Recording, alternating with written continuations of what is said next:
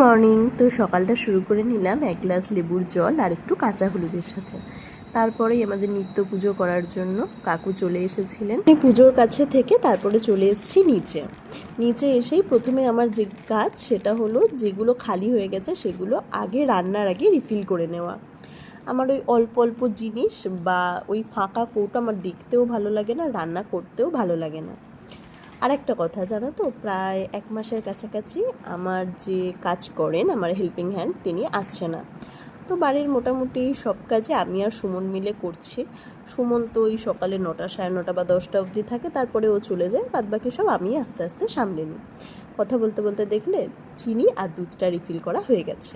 হ্যাঁ, যেটা বলছিলাম, কাকিমা আসছে না, তো সব কাজই মোটামুটি আমি করি। তার মধ্যে আমরা কাজ ভাগ করে নিয়েছি। এই যেমন ওপরে ঠাকুর ঘরের কাজ মাঝে মাঝে ও করে, মাঝে মাঝে আমি করি। তো অনেক জিনিসই রিফিল হয়ে গেছে। এবার সব থেকে আমার প্রিয় জিনিস মানে চা পাতাটা ঢেলে নিই, যেটা ছাড়া আমার সকাল কোনোদিনও শুরু হয় না।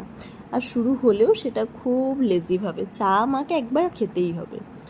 তো একটু বেশি করেই চাটা ঢেলে রাখলাম। আর আমি এই চাটাই বেশি পছন্দ করি, রেড লেবেল দানা চা এটা। কারণ আমি মাঝে মাঝেই দুধ চা খাই, হ্যাঁ ডেলি খাই না, কারণ আমার বর খুব বকা দেয়।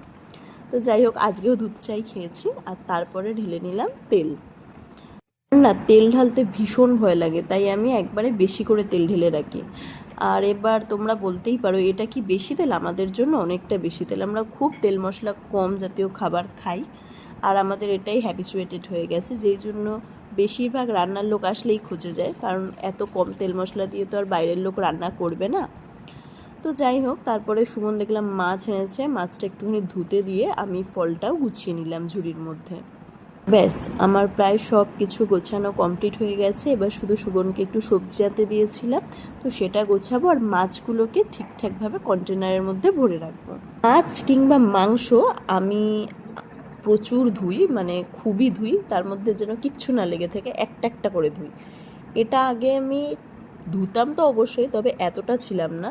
কিন্তু আমার বর মানে সুমনের পাল্লায় পড়ে আমি আরও এই ছুচিবাই বাতিকটা এসে গেছে। ঠিক আছে, মানে যে কোনো জিনিস কচলে কচলে ধুয়ে ধুয়ে, তা না হলে না আমারও মনে হয় যেন কেমন একটা মানে রক্ত রক্ত লেগে থাকে। সে যাই হোক, তারপরে চালটা ভিজিয়ে নিলাম। আর এদিকে দেখো মাছের তেল এনেছে, ওরা কেউ খায় না মাছের তেলটা, শুধু আমি খাই আর মাঝে মাঝে আমার ছেলেকেও দিই। তো সেটা হালকা পরিষ্কার করে নিলাম। আর তারপরে মাছের মধ্যে লবণ আর হলুদ মাখিয়ে নিলাম। মাছের মধ্যে লবণ হলুদটা মাখিয়ে রেখে আমি বসে পড়লাম একটু চা খেতে। চাটা খেয়ে নিয়ে তারপরে সবজি গুছিয়ে নিলাম। দেখো, রসুন আর টমেটো আমি মনে হয় দোকান খুলবো এবার, অনেক নিয়ে চলে এসছে। আর তাছাড়াও